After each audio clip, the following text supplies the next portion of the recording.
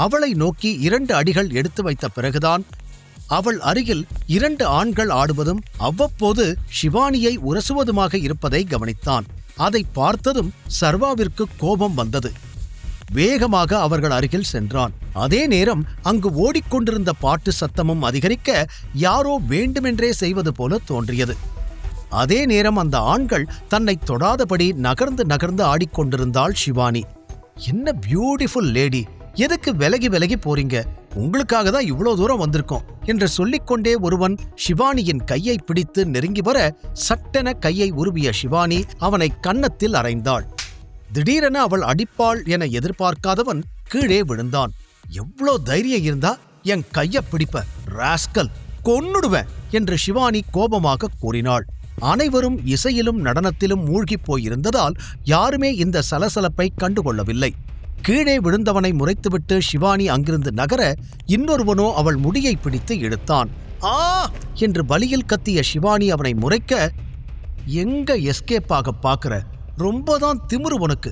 எவ்வளோ தைரியம் இருந்தா ஒரு ஆம்பளைய கை நீட்டி அடிச்சிருப்ப என்று வேண்டுமென்றே அவள் தலைமுடியை இன்னும் வலுவாக இழுத்தான். அதில் ஷிவானி வலியில் கத்த, அடுத்த நொடி எங்கிருந்தோ வந்த கை அந்த இளைஞனின் முகத்தை பதம் பார்த்திருந்தது.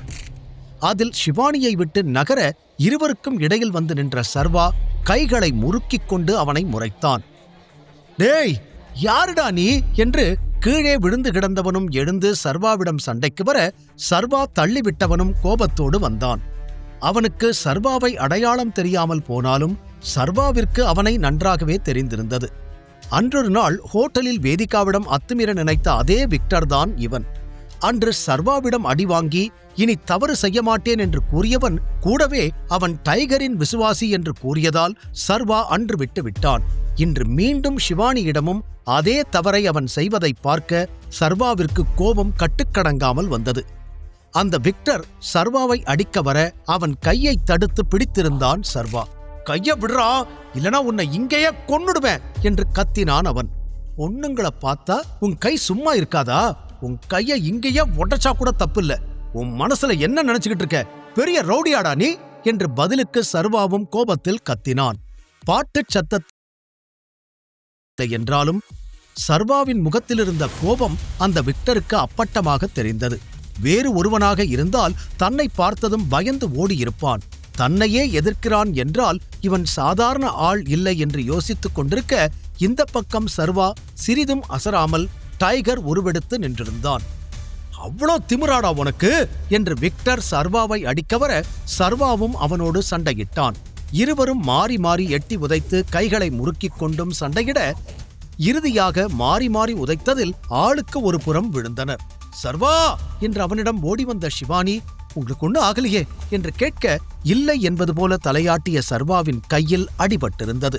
வயிற்றிலும் காலிலும் கூட அதீத வலியை உணர்ந்தான் சர்வா. அவனால் எழ முடியவில்லை.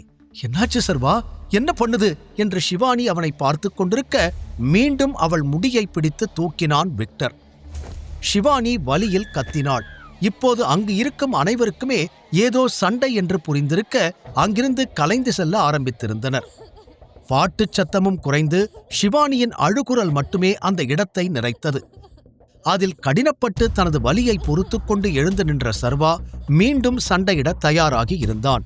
டேய், அவளை விடு, இல்ல நீ உயிரோட இருக்க மாட்ட என்று விரல் நீட்டி எச்சரித்தான் சர்வா. அதைத் தாண்டி சர்வாவால் எதுவும் செய்ய முடியவில்லை. எப்படி இந்த விக்டரை என்னால அடிக்க முடியல? இவன் என்னை விட பலசாலியா என்ற கேள்வி சர்வாவின் மனதிற்குள் எழுந்தது. இன்னொரு பக்கம் அவனை பார்த்து திமிராக சிரித்துக் கொண்டிருந்த விக்டர், என்ன பெரிய ஹீரோவா? நீ சண்டை போட்ட உடனே பயந்து ஓடிடுவேன்னு நினைச்சியா? இந்த ஏரியாவுக்கே நான் தான்டா டான். என் மேல கை வச்ச உன்னை என்ன பண்றேன்னு பாரு என்று கோபமாக கூறியவன், டேய், இவன் அடிச்சு தூக்கி வெளியே போடுங்கடா. இனிமே கனவுல கூட இவன் என்னை பத்தி நினைக்க கூடாது என்று தனது ஆட்களிடம் கூறிவிட்டு ஷிவானியை அங்கிருந்து இழுத்துக் கொண்டு முன்னேறினான். என்ன விடுடா, என்ன விடு, டேய் விடு என்று ஷிவானி கத்துவதையெல்லாம் அவன் பொருட்படுத்தவே இல்லை. ஏய், அவளை விடு, இல்லனா உன்னை கொன்னுடுவேன், டேய் விடுறா என்று சர்வா அவனை தடுக்க முயன்றான். ஆனால் முடியவில்லை. மிகவும் பலவீனமாக இருந்த சர்வாவால் விக்டரையோ அல்லது அவனது ஆட்களையோ எதிர்க்க முடியவில்லை. அதனால் செக்யூரிட்டி, செக்யூரிட்டி, யாராச்சும் இருக்கீங்களா? இங்க கொஞ்சம் வாங்க ப்ளீஸ், செக்யூரிட்டி என்று சர்வா அடுத்ததாக கத்தி அழைக்க யாருமே உதவி செய்ய வரவில்லை. அங்கிருந்த மொத்த கூட்டமும் தப்பிச் செல்வதில்தான் கவனமாக இருந்தனர். என்ன கிளப் இது? செக்யூரிட்டியை கூப்பிட்டா கூட யாரும் வரமாட்டாங்க. என்ன நடக்குது? இந்த பிசினஸ் ஏன் இவ்ளோ மோசமா இருக்கு? சூர்யா இதெல்லாம் ஏன் கண்டுக்கவே இல்லை? ஒருவேளை தெரிஞ்சேதான் இப்படியெல்லாம் பண்றானா? அவன்தான் ஒருவேளை ஸ்பையா இருப்பானோ?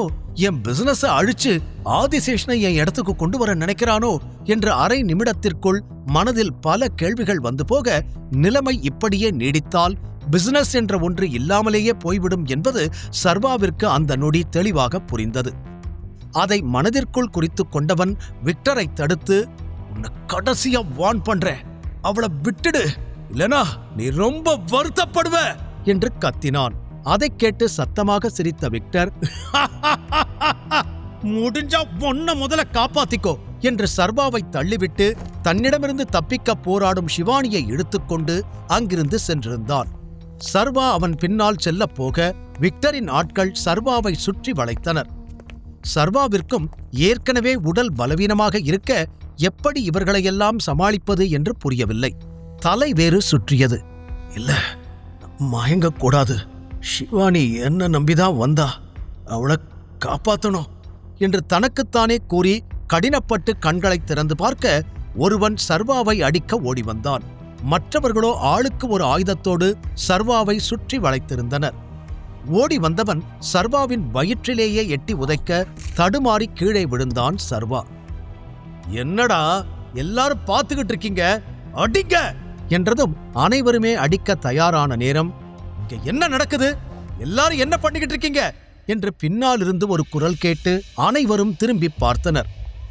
கீழே விழுந்து கிடந்த சர்வாவிற்கும் அந்த குரல் கேட்க, நல்லவேளை செக்யூரிட்டி வந்துட்டார் போல என்று நிம்மதியடைந்தவன் கடினப்பட்டு வருவது யார் என்று பார்க்க திரும்பினான். முதலில் அவன் பார்வைக்கு எதுவும் அகப்படவில்லை. கண்களை சுருக்கி சர்வா பார்க்க மங்கலான ஒரு உருவம் அவனை நோக்கி வந்தது. சில நொடிகள் கழித்து முகத்தை தெளிவாக பார்த்த சர்வா அது யார் என்று தெரிந்ததும் மொத்தமாக அதிர்ந்து போனான். அந்த உருவத்தைக் கண்டு சர்வாவின் இதயத் துடிப்பே நின்று போனது. அப்படி சர்வா யாரை பார்த்தான்? எதற்காக அவன் பயப்பட வேண்டும்? சர்வா சிவானியை விக்டரிடமிருந்து காப்பாற்றுவானா?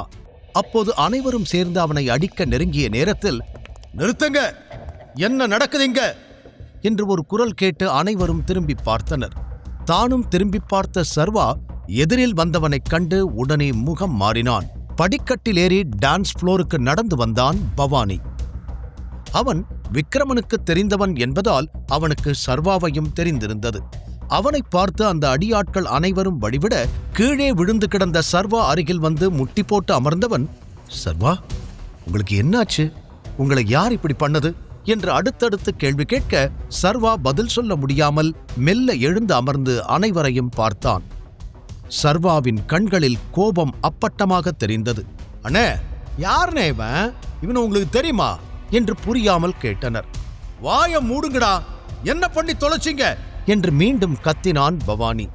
விக்ரமனுக்கு நெருக்கமானவன் என்றால் சர்வா டைகருக்கும் நெருக்கமாக இருக்கலாம். அதனால் அவனை பகைத்துக் கொண்டால் பிரச்சனை வரும் என நினைத்த பவானிக்கு அடுத்து என்ன நடக்குமோ என்ற பயம் அதிகமானது. அப்போது தெளிவாக எழுந்து நின்ற சர்வா வலித்த கையை பிடித்துக்கொண்டு, அந்த விக்டர் எங்க? அவனை என் முன்னாடி கொண்டு வந்து நிறுத்து என்று கோபமாக கூறினான். பவானி சர்வாவிடம் வந்து, என்ன நடந்துச்சு சர்வா? நீங்களும் விக்டரும் சண்டை போட்டீங்களா? விக்டர் ஏதாவது தப்பு பண்ணிட்டானா? எதுக்காக அவனை தேடுறீங்க என்று அடுத்தடுத்து கேள்விகள் கேட்க கோபத்திலிருந்த சர்வா பற்களை கடித்தான். எனக்கு உன்கிட்ட பேசணும் தனியா, நீ மட்டும் வா, உனக்கு ஒரே நிமிஷம்தான் டைம், அண்ட் அது வரைக்கும் சிவானிக்கு எதுவும் ஆகக்கூடாது. அவன் மேல ஒரு சின்ன கீறல் விழுந்துச்சுனா கூட இந்த மொத்த கூட்டத்தையும் அடியோட அழிச்சிடுவேன் என்று உரிமை விட்டு அங்கிருந்த பாத்ரூம் உள்ளே சென்றான் சர்வா. பவானிக்கு ஒன்றுமே புரியவில்லை. ஆனால் சர்வா பேசியதில் பிரச்சனையின் வீரியம் மட்டும் புரிந்தது. என்ன பண்ணி தொலைச்சாங்கன்னு தெரியலையே, இந்த விஷயம் மட்டும் டைகர் வரைக்கும் போச்சுன்னா அவ்வளவுதான், என் கதை முடிஞ்சது என்று பதறி போனவன், என்னடா எல்லாரும் வேடிக்கை பார்த்துக்கிட்டு இருக்கீங்க, உடனே விக்டர் கிட்ட போய் பேசுங்க அந்த பொண்ணை எதுவும் பண்ணக்கூடாதுன்னு சொல்லுங்க, அவனை உடனே நீங்க திரும்பி வர சொல்லுங்க என்று அடுத்தடுத்து கட்டளைகள் கொடுக்க, அதெல்லாம் சொன்னா அவர் கேட்க மாட்டாருன்னா அந்த பொண்ணை இழுத்துக்கிட்டு வெளியில போயிட்டாரு என்று ஒருவன் கூற, அதெல்லாம் எனக்கு தெரியாது, விக்டர் உடனே இங்க வந்தாகணும், அவனை எப்படியாவது வர வைங்க, இல்ல நம்ம எல்லார் கதையும் முடிஞ்சிரும் என்று கத்திவிட்டு சர்வாவின் பின்னால் ஓடினான் பவானி. உள்ளே வந்த சர்வா வாஷ் பேசின் மீது கைகளை ஊன்றி நின்றான். என்ன செய்வது என்று அவன் மனதிற்குள் பெரும் குழப்பம் ஓடிக்கொண்டிருந்தது. ஷிவானியை எப்படியாவது காப்பாற்ற ஒன்று இங்கிருக்கும் அனைவரையும் கொலை செய்ய வேண்டும், இல்லையெனில் தன்னுடைய உண்மையான அடையாளத்தை இவர்கள் முன்னால் வெளிப்படுத்த வேண்டும். இதில் எதை செய்வது, எப்படி செய்வது என்று அவன் சிந்தித்துக் கொண்டிருக்க உள்ளே ஓடிவந்த பவானி, முழு கதையையும் கேட்டு மகிழ பாக்கெட் FM ஆப்பை டவுன்லோட் செய்யுங்கள். லிங்க் டிஸ்கிரிப்ஷனில் கொடுக்கப்பட்டுள்ளது.